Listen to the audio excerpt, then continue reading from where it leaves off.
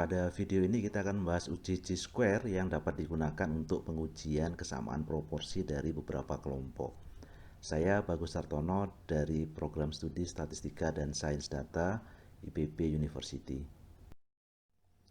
Perhatikan ilustrasi berikut. Jadi andaikan kita punya suatu survei di mana kita ingin tahu apakah masyarakat itu lebih prefer menggunakan kartu debit untuk pembayaran dibandingkan uang tunai.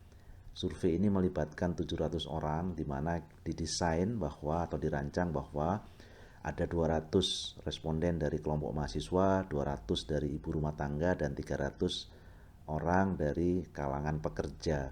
Masing-masing orang kemudian ditanya apakah mereka prefer menggunakan kartu debit atau tidak. Dan dari data kemudian kita bisa membangun suatu tabel kontingensi di mana barisnya ini adalah kelompok masyarakat dan kolomnya adalah preferensi apakah mereka lebih suka menggunakan kartu debit atau tidak. Jadi dari 200 orang pelajar atau mahasiswa misalnya, kita dapatkan ada 32 orang yang iya. Dari ibu rumah tangga dari 200 orang ada 59 yang lebih suka kartu debit, dan dari 300 kalangan pekerja ada 123 orang yang lebih menyukai kartu debit, sehingga secara total dari 700 orang itu ada 214 yang menyukai pembayaran menggunakan kartu debit dibandingkan uang tunai. Dan pertanyaan berikutnya adalah apakah proporsi dari pengguna kartu debit ini pada tiga kelompok pelajar, ibu rumah tangga, dan pekerja ini sama besar atau tidak. Kalau kita nyatakan dalam bentuk hipotesis, kita bisa mengatakan H0-nya itu bahwa proporsi yang prefer atau menyukai kartu debit di pelajar itu sama dengan di kelompok ibu rumah tangga dan sama dengan proporsi di kelompok pekerja, yaitu sebesar nilai tertentu yang kita sebut sebagai P.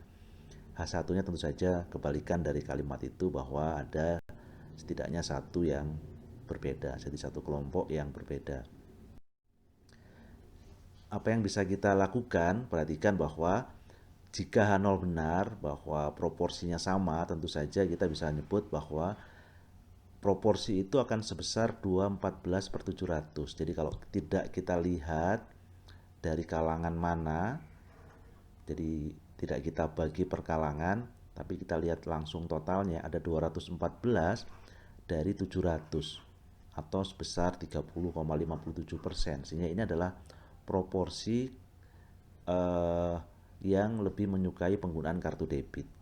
Karena itu, seandainya H0 benar, jadi ini seandainya H0 benar, maka banyaknya yang menjawab ya pada setiap kelompok itu adalah untuk pelajar. Karena ada 200 orang, maka mestinya kalau benar bahwa proporsinya sebesar ini, ya tinggal kita kali 200 itu dengan proporsi tadi, kita dapatkan 61 orang. Jadi kalau benar hipotesis 0 itu, maka mestinya banyaknya yang ya di sini itu ada 61 orang. Nah, ini kira-kira begitu. Dan ini kita kerjakan untuk kelompok yang ibu rumah tangga dan pekerja. Sehingga kita dapatkan untuk ibu rumah tangga 200 dikalikan proporsinya, ini juga 61. Kemudian yang pekerja ada 300 orang dikalikan proporsi tadi, sehingga ada 91. Untuk yang kelompok tidak, tinggal sebaliknya, peluangnya itu adalah 486/700, sehingga kalau H0 benar, maka yang tidak untuk pelajar itu 139, ibu rumah tangga juga 139, dan pekerja itu ada 208. Nilai-nilai tadi kalau kita bentuk dalam bentuk tabel, ini adalah tabel asalnya, tabel kontingensi berdasarkan data, dan ini adalah tabel kontingensi kalau H0 benar. Jadi tadi untuk yang pelajar yang ya itu 61, yang tidak 139 dari 200 orang. Demikian juga yang ibu rumah tangga, kemudian yang pekerja ada 92, yang ya 208, yang tidak.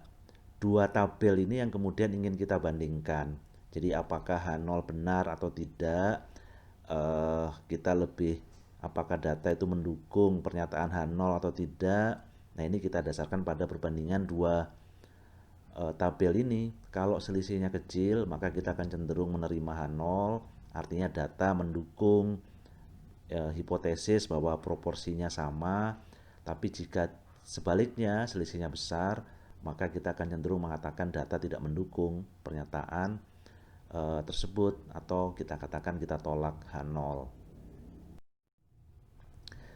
Tabel yang atas ini dikenal sebagai tabel observed, sedangkan tabel yang bawah ini adalah tabel expected, yaitu tabel nilai harapan kalau H0 benar. Sekali lagi dua ini akan kita bandingkan. Pengujian kesamaan dari tiga proporsi di tiga kelompok ini selanjutnya bisa kita lakukan menggunakan uji chi-square atau uji Q kuadrat, di mana H0-nya adalah proporsi dari tiga kelompok itu, pelajar, ibu rumah tangga, dan pekerja sama besar, dan H1-nya itu adalah setidaknya ada satu yang berbeda. Yang akan dilakukan oleh uji ini adalah menghitung statistik uji berupa chi-square hitung, di mana ini akan membandingkan nilai O dan E. O itu observed, E itu expected. Jadi O dikurangi E dikuadratkan dibagi dengan E untuk setiap nilai yang ada pada tabel ini yang bersesuaian posisinya. Dan nanti kalau kita sudah punya, kita akan bandingkan dengan titik kritis chi-square. Jadi ini titik kritisnya, di mana nanti kita akan lihat pada deret bebas banyaknya baris dikurangi 1 dikalikan banyaknya kolom dikurangi 1. Jadi 3 dikurangi 1, 2 dikurangi 1 itu sama dengan 2, yang nilainya sebesar 5,991. Artinya nanti kalau chi-square hitung itu melebihi ini, kita akan tolak H0. Dari data yang ada kita bisa menghitung, jadi 32 ini nanti kita akan bandingkan dengan 6114, 168 kita bandingkan dengan 138, 86, dan seterusnya. Ada 6 pasangan yang kita bisa bandingkan, dan itu totalnya chi-square hitungnya adalah 35,5, yang tentu saja ini lebih besar dari 5,991, sehingga kemudian karena melebihi titik kritis kita simpulkan untuk menolak H0, yang artinya bahwa proporsi yang menyukai penggunaan kartu debit di tiga kelompok itu tidak sama besar. Jadi kalau kita lihat misalnya secara umum persentase di kelompok pelajar itu lebih kecil dibandingkan di yang pekerja. Jadi yang pekerja itu barangkali sekitar 40%, tapi di pelajar itu sekitar hanya 15% yang menyukai penggunaan kartu debit. Jadi kita simpulkan proporsinya tidak sama antara pelajar, ibu rumah tangga, dan pekerja, dan selanjutnya Anda bisa lihat mana yang besar proporsinya, mana yang lebih rendah, mana yang lebih tinggi. Secara umum, uji chi-square ini kita lakukan dengan berdasarkan pada tabel kontingensi observe ini, yang kemudian kita gunakan untuk dasar penghitungan tabel expected dengan formula seperti ini. Jadi banyaknya baris dikalikan banyaknya kolom, total baris kalikan total kolom dibagi dengan total semuanya. Kemudian nanti kita hitung chi-square hitung dengan formula O dikurangi E kuadrat dibagi E, dan dijumlahkan untuk semua pasangan O dan E, observed dan expected. Dan selanjutnya nanti kita akan bandingkan dengan titik kritis pada deret bebas M dikurangi 1, K dikurangi 1. M itu adalah banyaknya kategori baris, K itu banyaknya kategori kolom. Kalau nilai chi-square hitungnya melebihi titik kritis, kita akan tolak H0. Dan ini adalah titik kritis yang bisa kita dapatkan dari sebaran chi-square.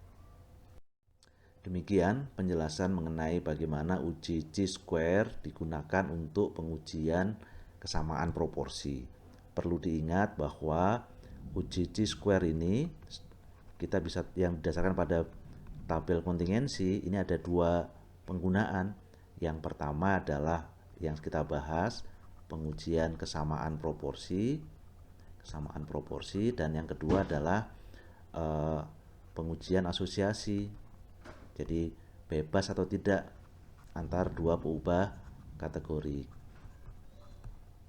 Formulanya persis sama keduanya, aturan penolakan dan penerimaan H0-nya persis sama. Jadi tidak ada bedanya. Yang membedakan adalah bagaimana data itu dikumpulkan. Di pengujian kesamaan proporsi salah satu peubahnya, misalnya tadi kelompok masyarakatnya itu ditentukan berapa yang mahasiswa, berapa yang ibu rumah tangga, berapa yang bekerja. Sementara variabel yang lain, kesukaan terhadap kartu debit itu sifatnya acak. Nah, sementara di yang kedua, yang asosiasi ini dua-duanya acak. Jadi kita tidak menentukan banyaknya untuk setiap kategori baik di baris maupun kolom. Sementara yang di pengujian kesamaan proporsi salah satunya kita buat fix. Demikian penjelasan mengenai uji Chi-square, terutama terkait dengan kegunaan untuk pengujian kesamaan proporsi dari beberapa kelompok. Terima kasih, semoga bermanfaat.